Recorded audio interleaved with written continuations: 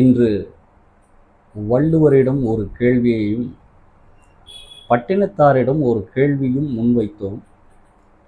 அந்த முன்வைத்த கேள்விகளுக்கு இருவரும் கொடுத்த பதில் என்ன என்பதை இந்த காணொளியில் நாம் பார்ப்போம். இறைவன் யாருக்கு துன்பம் கொடுப்பதில்லை என்ற ஒரு கேள்வியை அறிவாசான் வள்ளுவனிடம் வைத்த பொழுது அவர் கொடுத்த பதில், வேண்டுதல் வேண்டாமை இலானடி சேர்ந்தார்க்கு யாண்டும் இடும்பை இல என்ற குறளின் மூலமாக இதற்கு ஒரு பதிலை நமக்கு கொடுத்திருக்கிறார்.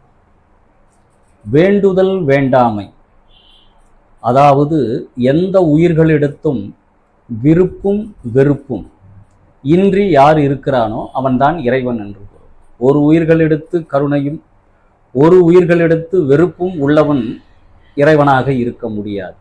எல்லா உயிர்களுக்கும் விருப்பு வெறுப்பின்றி எவன் இருக்கிறானோ அவனை தான் நாம் இறைவனாக கருதுகிறோம். அப்படி விருப்பு வெறுப்பின்றி இருக்கக்கூடிய இறைவனுடைய அடியை யார் பற்றி கொள்கிறார்களோ, வேண்டுதல் வேண்டாமை இலான் அடி சேர்ந்தார்க்கு, விருப்பு வெறுப்பின்றி இருக்கக்கூடிய அவனுடைய திருவடியை பற்றி கொண்டவர்களுக்கு யாண்டும் இடும்பை இலை என்று சொல்கிறார். எப்பொழுதும் அவர்களுக்கு துன்பம் இல்லை.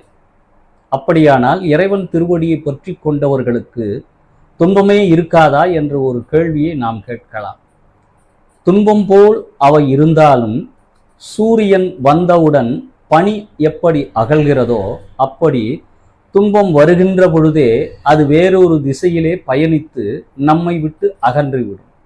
யாருக்கு விருப்பு வெறுப்பின்றி இருக்கக்கூடிய இறைவனுடைய திருவடியை யார் பற்றி கொள்கிறார்களோ அவர்களுக்கு துன்பம் என்பது பனி போல் நீங்கிவிடும். அதனால்தான் வள்ளுவர் யாண்டும் இடும்பை இலை என்கிறார். இடும்பை என்று சொன்னால் துன்பம் என்று பெயர். யாண்டும் என்றால் எப்பொழுதும். எப்பொழுதும் துன்பம் இல்லாமல் இந்த உலகத்திலே இருப்பவர்கள் யார் என்றால் இறைவனுடைய திருவடியை பற்றி கொண்டவர்களுக்கு துன்பம் என்பது நெருங்காது என்று வள்ளுவர் நமக்கு வலியுறுத்துகிறார். சரி, அவரை விட்டு அடுத்து நாம் பட்டினத்தாரிடம் ஒரு கேள்வி கேட்கிறோம். மனதிற்கு உபதேசமாக நீங்கள் எதை சொல்ல வருகிறீர்கள் என்று பட்டினத்தாரிடம் ஒரு வினா தொடுத்த பொழுது அவர் கொடுத்த பதில் ஒன்று என்று இரு. அதாவது மனிதர்களுக்குள்ளே உயர்ந்தவன் தாழ்ந்தவன் என்ற பாகுபாடு இல்லாமல் எல்லாரையும் சமநிலையோடு எவன் கருதுகிறானோ ஒன்று என்று இரு. அந்த கருதக்கூடியவனோடு அவனோடு தொடர்புடையது எதுவென்றால் தெய்வம் உண்டு என்று இரு. மனிதர்களை சமமாக நடத்தக்கூடியவனாக இரு. தெய்வம் உண்டு என்று இரு. அடுத்த வரியில் சொல்கிறார், உயர் செல்வமெல்லாம் அன்று என்று இரு என்ற வரியை கொண்டு வந்து கொடுக்கிறார். அது என்ன உயர் செல்வமெல்லாம் அன்று என்று இரு? செல்வம் என்பது எல்லா காலமும் நம்மோடு நிலைத்து நிற்குமா என்று கேட்டால், நேற்று பணக்காரனாக இருந்தவன் பங்கு மார்க்கெட்டிலே பணத்தை அவன் முதலீடு செய்திருந்தால் அடுத்த நாள் திடீரென்று ஒரு சரிவு கூட ஏற்படலாம். அது பங்கு மார்க்கெட்டிலே இருப்பவர்களுக்கு தெரியும். அதனால் உயர் செல்வமெல்லாம் அன்று என்று இரு. இந்த செல்வம் என்பது என்றைக்கும் என்னோடு நிலைத்து நிற்காது என்ற ஒரு சமநிலையில் நாம் இருக்க வேண்டும்.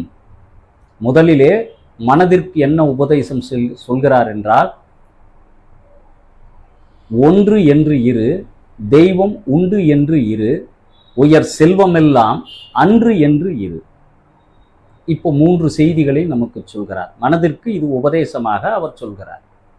4வது வரியில் சொல்கிறார், பசித்தோர் முகம் பார்.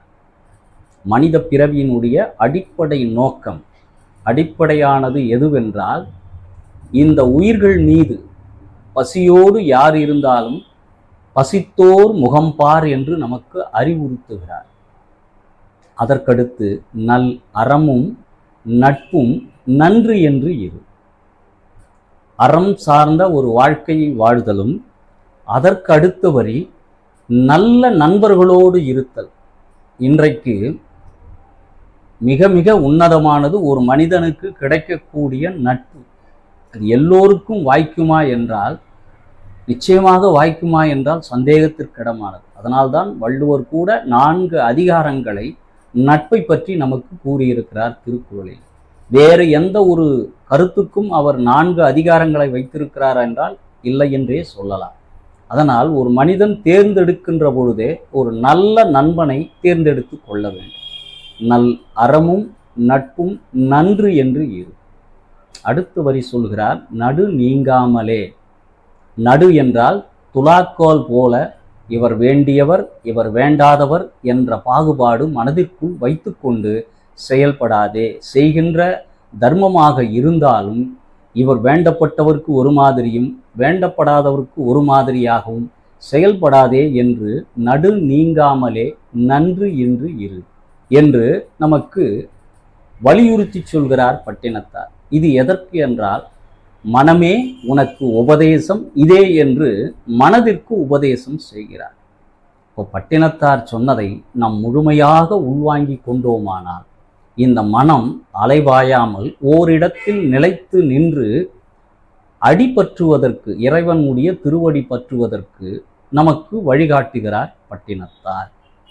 இந்த பாடலை நாம் நேரம் கிடைக்கும் போதெல்லாம் திரும்ப திரும்ப படிக்கின்ற பொழுது அவர் உள்வாங்கிய கருத்துக்கள், அதாவது பட்டினத்தார் சொல்கின்ற கருத்துக்கள் எல்லாமே முன்னோர்கள் சொன்னதை அவர் மேற்கோளிட்டு காட்டவில்லை. தன் சொந்த வாழ்விலே ஏற்பட்ட அனுபவங்களை நமக்கு பகிர்ந்து கொள்கிறார்.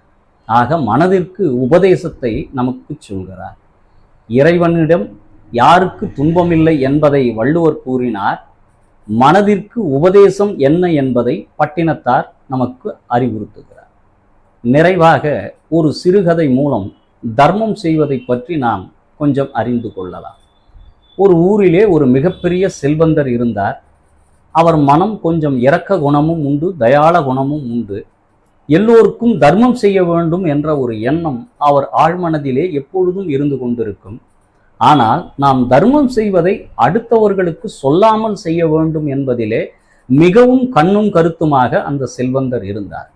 அப்படியானால் தர்மம் செய்வதை இறைவனுக்கு மாத்திரம் தெரிந்தால் போதும், இந்த மானுடர்களுக்கு தெரியாமல் இருக்க வேண்டும் என்ற ஒரு எண்ணத்தின் அடிப்படையில் அவர் இரவு நேரங்களிலே ஒரு கைப்பைக்குள் பணத்தை வைத்து கொண்டு போய் யாராவது ஒருவருக்கு கொடுக்கின்ற ஒரு வழக்கத்தை ஏற்படுத்தி கொண்டார். அப்படி முதல் நாள் கொஞ்சம் பணத்தை ஒரு பையிலே வைத்து கொண்டு இரவு நேரத்திலே தனியாக நடந்து சென்றார். இந்த பணத்தை யாரிடமாவது கொடுத்து விடலாம் என்ற எண்ணத்தோடு, தர்மத்தை செய்ய வேண்டும் என்ற ஒரு நல்லெண்ணத்தோடு சென்று கொண்டிருக்கிறார். எதிரிலே ஒருவன் வருகிறான். வந்தவனை அழைத்து, இந்த பணத்தை நீ வைத்து கொள்ளப்பா என்று சொல்லி அவனிடம் கொடுத்து விட்டு இவர் வந்து விடுகிறார். வாங்கியவன் யாரென்றும் இவருக்கு தெரியாது, இவரை முழுமையாகவும் வாங்கியவனுக்கும் தெரியாது. அந்த மாதிரியான ஒரு நள்ளிரவு நேரத்திலே நாம் செய்த தர்மம் என்பது யாருக்கும் தெரியாது என்று இவர் வந்து விடுகிறார். அடுத்த நாள் அந்த ஊர் முழுக்க ஒரு பரவலான செய்தி பரவி கொண்டிருக்கிறது. என்ன செய்தி என்றால், அந்த திருடன் பணத்தை வாங்கி கொண்டவன் ஊரெல்லாம் சொல்லிவிட்டான் தகவலை. இரவு ஒருத்தர் கொண்டு வந்து என்னிடம் பணம் கொடுத்தார், நான் வாங்கி கொண்டேன் என்று இவன் எல்லாரிடமும் தகவலை பரப்பிவிட்டான். இந்த தகவல் இவருக்கும் வந்து சேர்ந்தது. அவர் யோசித்து பார்க்கிறார். நாம் ஒரு நல்லவனுக்கு பணம் கொடுப்போம் என்று நினைத்துதானே கொடுத்தோம், கடைசியில் ஒரு திருடனிடம் போய் நம் பணத்தை கொடுத்து விட்டோமே என்று மன வருத்தத்தோடு இருந்தார்.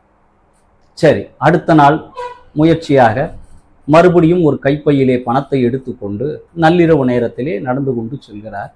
அப்பொழுது அந்த இரவில் மங்கலான வெளிச்சத்தில் ஒரு பெண் நடந்து கொண்டு வருகிறார்.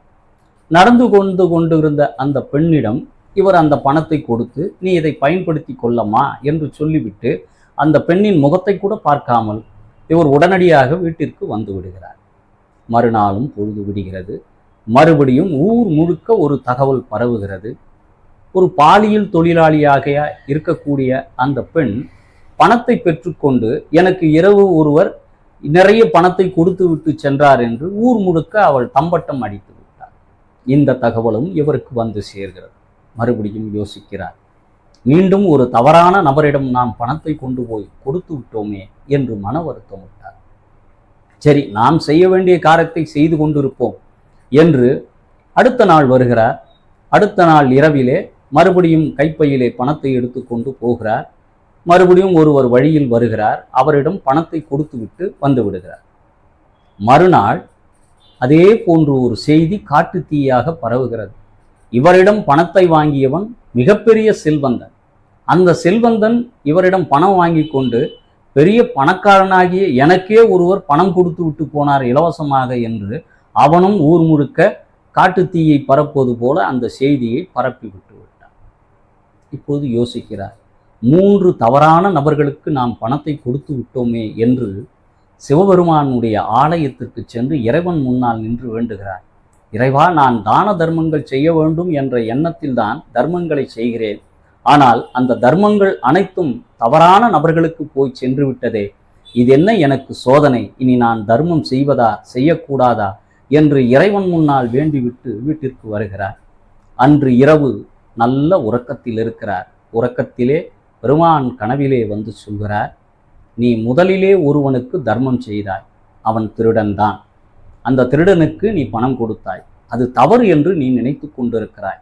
நீ பணம் கொடுத்த நாளில் அடுத்த நாளில் இருந்தே அவன் தான் திருடுவதை நிறுத்திவிட்டு அவன் தனக்காக ஒரு தொழிலை, உழைத்து வாழ்வதற்குரிய ஒரு தொழிலை ஏற்படுத்தி கொண்டு இன்று அவன் ஒரு தொழிலாளியாக வாழ்ந்து கொண்டிருக்கிறான். தினந்தோறும் வியாபாரம் செய்து திருடுகின்ற தொழிலையே அவன் விட்டு விட்டான். இரண்டாவது, ஒரு பாலியல் தொழிலாளி பெண்ணுக்கு நீ பணம் கொடுத்து விட்டு வந்தாய். உன்னிடம் பணம் வாங்கிய பிறகு அந்த பெண் ஒரு காய்கறி கடையை வைத்து வியாபாரம் செய்து கொண்டு நியாயமான ஒரு தொழிலை செய்து கொண்டிருக்கிறாள். அன்று முதல் அவள் தன்னுடைய பாலியல் தொழிலை விட்டுவிட்டு வியாபாரம் செய்கின்ற தொழிலுக்கு வந்து விட்டாள். மூன்றாவது ஒருவருக்கு நீ பணம் கொடுத்தாய். அவன் மிகப்பெரிய செல்வந்தன் தான். ஆனால் நீ பணம் கொடுக்கின்ற வரை அவன் மிகப்பெரிய கருமி. யாருக்கும் 1 ரூபாய் கூட பணம் கொடுக்காத ஒரு கருமித்தன வாழ்க்கையை வாழ்ந்து கொண்டிருந்தவன். உன்னிடம் பணம் பெற்ற பிறகு அவன் மனதே மாறிவிட்டு அன்றிலிருந்து அவன் மற்றவர்களுக்கு கொடுக்கின்ற கொடைகுணம் உடையவனாக மாறிவிட்டான். அதனால் நீ கொடுத்த 3வரும் தவறான நபர்களாக இருந்தாலும் அவர்கள் திருந்தி வாழ்வதற்கு, இன்றைக்கு ஒரு சக மனிதர்களைப் போல இந்த மண்ணில் வாழ்வதற்கு உன்னுடைய பணம் அவர்களுக்கு பயன்பட்டது. அதனால் தர்மம் செய்வதற்கு இரவோ பகலோ நல்லவரோ கெட்டவரோ என்று எதிர்பார்க்காதீர்கள். யாராக இருந்தாலும் கொடுக்க வேண்டும் என்று நீங்கள் முடிவெடுத்து விட்டீர்களே, ஆனால் கொடுப்பதற்கு துணியுங்கள். அவர் கெட்ட நபர்களாக இருந்தாலும் உங்களிடம் பெற்ற பணத்தின் மூலமாக ஒரு நல்ல வாழ்க்கையை வாழ்வதற்கு அவர்களுக்கு வழிகோலாக அமையும். அதனால் நீ செய்தது எதுவும் தவறில்லை. 3 பேரினுடைய வாழ்க்கையிலே நீ விளக்கேற்றி வைத்திருக்கிறாய். உன்னுடைய தர்மத்தை தொடர்ந்து செய்து கொண்டு என்று பெருமான் கனவிலே சொன்ன பிறகுதான் இவனுக்கு மன நிறைவே ஏற்பட்டது. தொடர்ச்சியாக ஒரு 3 பேர் வாழ்க்கையை நல்ல விதமாக அமைத்ததற்காக தினந்தோறும் தான தர்மங்களை அவன் செய்து கொண்டு வாழ்ந்தான். ஆதலால் நாம் தர்மம் செய்ய முடிவெடுத்து விட்டால், ஒருவருக்கு கொடுக்க வேண்டும் என்று முடிவெடுத்து விட்டால், அவன் நல்லவனா தீயவனா என்று எதிர்பார்க்காதீர்கள். அது அவனது விதிப்படி நடக்கும். நல்லவன் கெட்டவனாவதும் கெட்டவன் தீயவனாவதும் அவனவன் விதிப்படியே நடக்க வேண்டிய காரணத்தினால் நாம் என்ன செய்ய வேண்டும்? நமக்கு கிடைத்ததை அடுத்தவருக்கு பகிர்ந்து கொடுத்து வாழ்கின்ற ஒரு நல்ல வழியை நாம் ஏற்படுத்தி கொண்டால் பெருமானுடைய கருணையும் ஆசியும் நம்மை பின்தொடர்ந்து கொண்டே வரும் என்று கூறி அடுத்த ஒரு காணொளியில் சந்திக்கிறேன். விடைபெறுகிறேன். நன்றி, வணக்கம்.